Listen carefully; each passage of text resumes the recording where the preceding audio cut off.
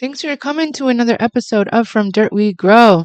I am your host, Stephanie Kendall, and I first would like to ask you to please hit me with the LSB, the like, subscribe, and bell, of course, and share this content with all of your friends. I have some more of my special guests today. I have April and Leland. They are here to spread awareness about a issue that is a very important issue that needs to be known. So, welcome to the show, guys. Thank you so much for being here and sharing your message with us. Go ahead and tell us about yourselves. Thank you. So, we host the podcast Crime to Burn, and it's a true crime podcast that focuses on arson and criminal fires. And we got into that because I am a fire protection engineer. That's my day job. And I was a firefighter a long, long time ago, and I pretty much strong-armed my husband into co-hosting with me.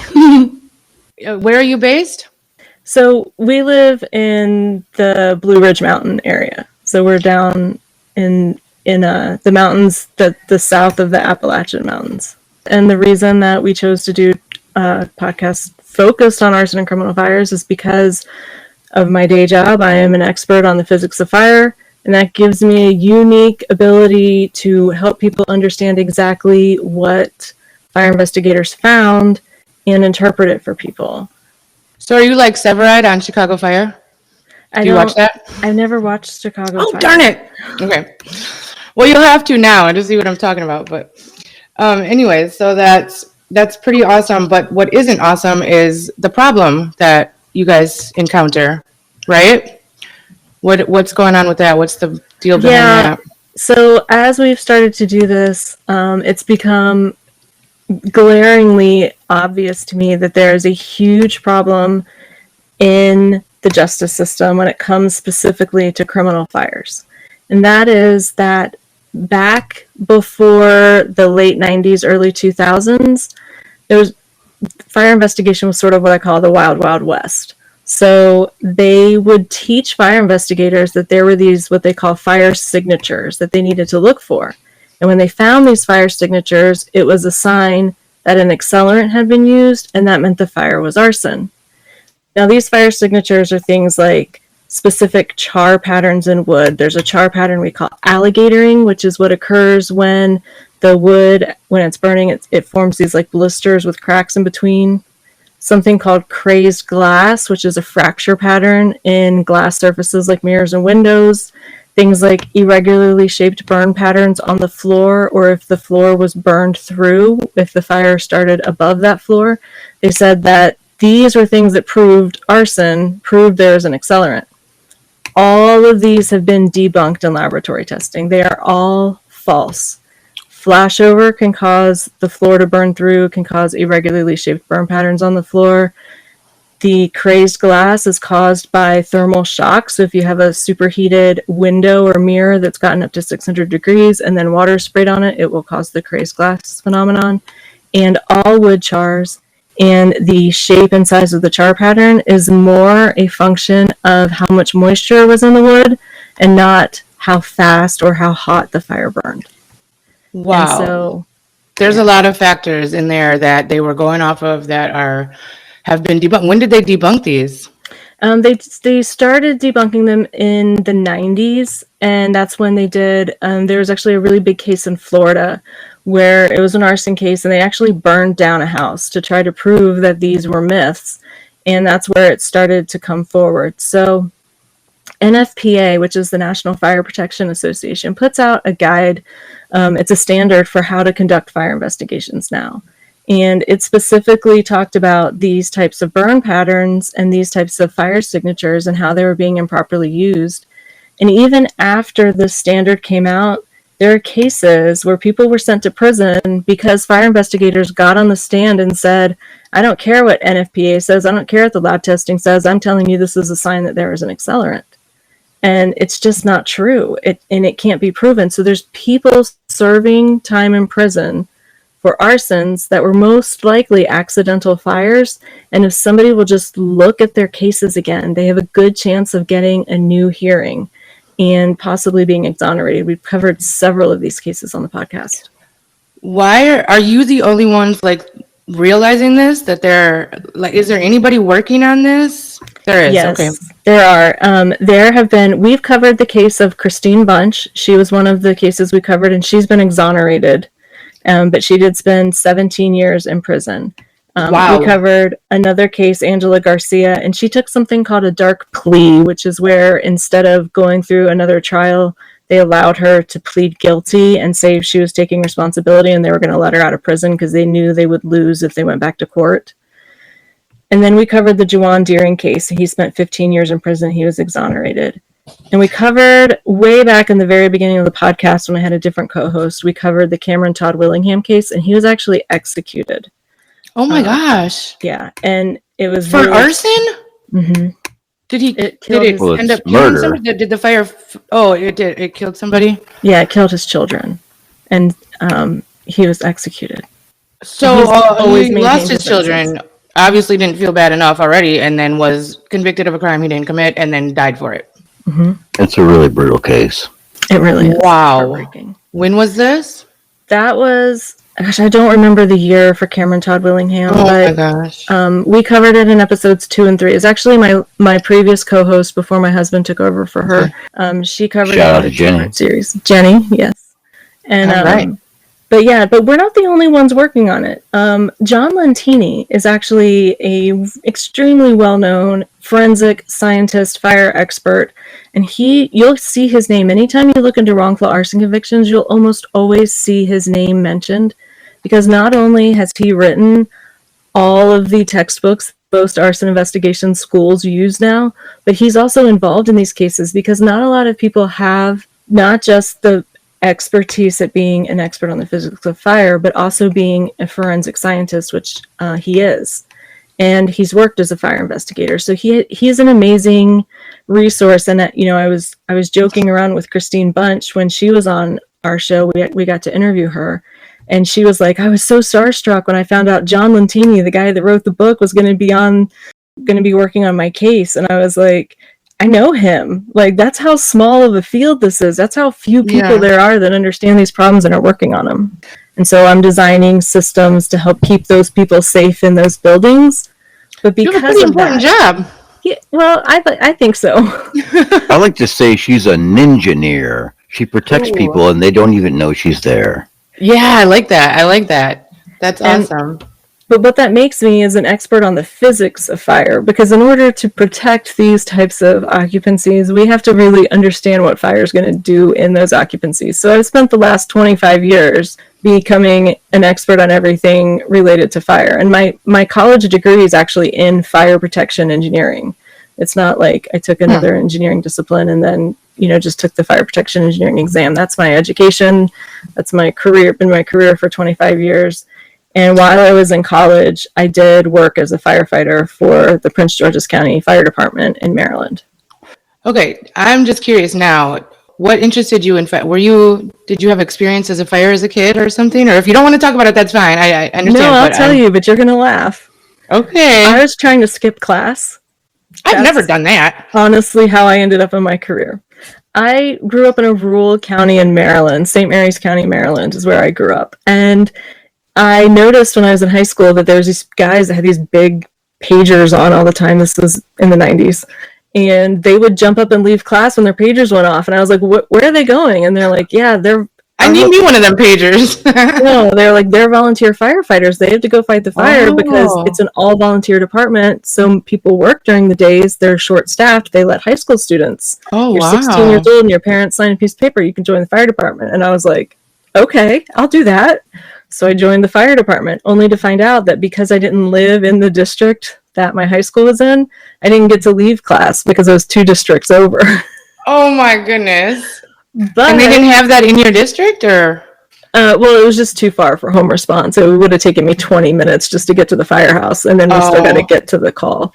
So I didn't get to leave school. I didn't get to cut class, but I learned a lot about the fire service and the fire department. And so I went to college thinking I wasn't going to do the fire department anymore. It was just something that was, good experience for the college applications.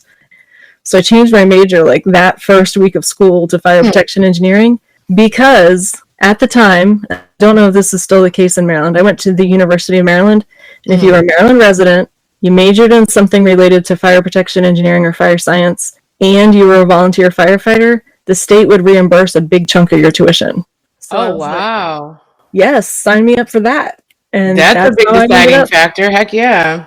Hopefully that's still a thing. I hope so, but I've been out of Maryland for so long, I Yeah. can't tell you for sure. So going back to this whole, wrongful convictions thing, is there any involvement from the Innocence Project or anything like that? Yeah. Yes. So there are a lot of Innocence Projects that have gotten involved in arson cases, but a lot of people don't realize that the Innocence Project isn't just one Innocence Project. There's like regional and jurisdictional Innocence Projects. It's actually the Innocence Project is a coalition of all of these different legal services that join the Innocence Project to help. So they operate in all 50 states and in, I think, 12 countries right now. Oh, wow. So the Innocence Project does get a lot of involvement in these cases, but because it's so many of these smaller law firms and law clinics that are joining the Innocence Project and helping, the more we get the word out about why arson convictions or wrongful arson convictions are so prevalent, the better chance we have of these Innocence Projects picking up those specific letters when they get them. The better chances we have of somebody taking a closer look, because these Innocence Projects are getting hundreds of letters a day, and not just arson cases. They're obviously getting all kinds of wrongful conviction cases, and they're so prevalent, and the investigation myths were so rampant at the time that I guarantee you there's dozens, if not hundreds, of people sitting in prison for arson in accidental fires. I mean, it's like you said, there's so many other cases too that are plagued with this issue. I mean, before DNA was a scientific thing that they could actually use in court and have the knowledge of, have the science behind it. So I'm sure they're overflowing with cases that need to look into. And actually, before I even talked to you guys for the first time, I was looking into trying to interview the Innocence Project, and I've called them, I've emailed them, and I'm like, well, they must be pretty busy. I haven't heard. But no, that would be awesome to talk to somebody and get some insight on this, because it's such an important thing, and I'm so glad people are looking into this, because it's been a problem for a long time. What I was going to say is, for people that hear this and want to do something, they want to help. Yeah, good point. Right these wrongs. I think the best thing that people can do is get involved with your local innocence clinics. Find out who in your area volunteers with these innocence clinics. Find out which law firms they are and reach out to them. Volunteer to help fundraise. Volunteer to, anything that you can do. They have regular fundraisers and stuff. And a lot of people think, well, I'm not going to get involved because I don't have the finances to financially help. They use volunteers in helping to fundraise. So even if you're not in a position to do that, reach out, find out what opportunities there are. The other thing is, when you hear these cases on true crime podcasts, not just Crime to Burn, but there's the Wrongful Convictions podcast. There's lots of true crime podcasts that have episodes on wrongful convictions. Share those in your networks, especially on social media, because that's how people find out about it. That's how we spread awareness of what's going on, and we help get the word out. The more people become aware of the problem, the less likely it is to happen in the future, and the better chance we have of righting current wrongs. So if people were interested to get involved, they would just go to innocenceproject.com, or is there a certain... Yeah, and if you go to any of the wrongful conviction cases on Crime to Burn, which is available on all your podcast platforms and on YouTube, I actually have some links in the show notes for how you can get involved, not just in innocence projects, but also to help formerly incarcerated people. So people that have been exonerated and are trying to get back into society, find jobs, find places to live, because they come out of prison without financial backing and without any support. That stuff's tough to navigate. It is very tough. Do they get anything from the government for saying, hey, I'm sorry I locked you up for so long, and here's a little something to get on your feet? It depends on where they are. In some states, they do have restitution programs where they can sue for restitution, but they have to be able to hire a lawyer to help them through the process. In other states, and I think it was, I don't want to say the wrong state, I think it was Kentucky recently, they failed to pass a bill that would have allowed formerly or wrongfully convicted people that have been released to sue for restitution. So there's some states that actually don't have any pathways for these people to get restitution. And Angela Garcia covered her case. She really got screwed over by the justice system because her attorney went to a seminar before the new evidentiary hearing that she had won and learned without any questionable doubt in the seminar, specifically on arson cases, it was specifically for attorneys, that all of the evidence this case was based on was false. It had been proven wrong.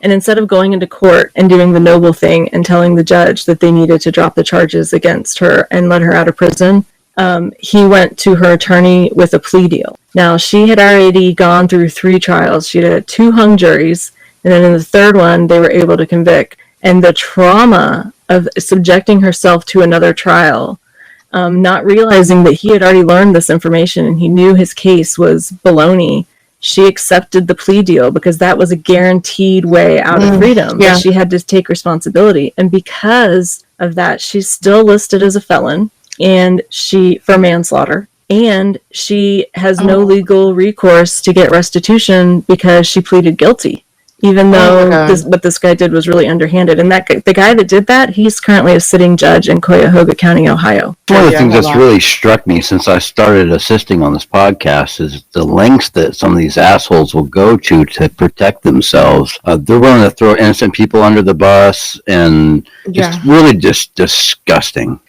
It is. I did a show on, I mean, my whole podcast basically is about corruption and these shady practices that are still in place today. Well, then we wonder why our nation is failing. And that's why I want to highlight things like this, because people need to know. People need to do something, because it's like we know about it a little bit. You know, we know that there's stuff wrong. We know we're not perfect. We know, but it's not even close to being right. It's not even close to where it should be. Yeah, but like she said, like, you've got a sitting judge and a prosecutor right now that were involved in all this stuff. There's never been any kind of consequences. That they just keep on going, and who knows what other kind of decisions are being made by these retards. Nothing good for us, I can tell you that. I did an off schedule. I just posted it today. I interviewed somebody from Hands Off. It's a rally that is going on all over the nation. That's interesting. I hadn't heard of that group.